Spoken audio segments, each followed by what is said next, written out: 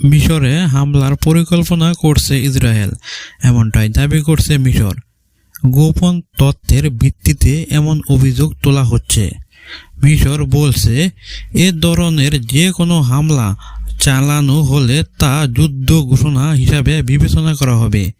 মিশর এর পক্ষ থেকে বলা হচ্ছে, ইসরায়েল মিশরের রাজধানী কায়রোয় অবস্থানরত হামাস নেতাদের টার্গেট করে এই হামলা চালানো হতে পারে।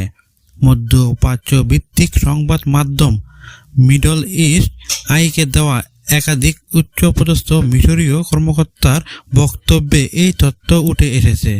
একজন শীর্ষ নিরাপত্তা কর্মকর্তা বলেন, গোপন তথ্য অনুযায়ী ইসরায়েল দীর্ঘদিন ধরে কায়রোয় হামাস নেতাদের হত্যার পরিকল্পনা করছে।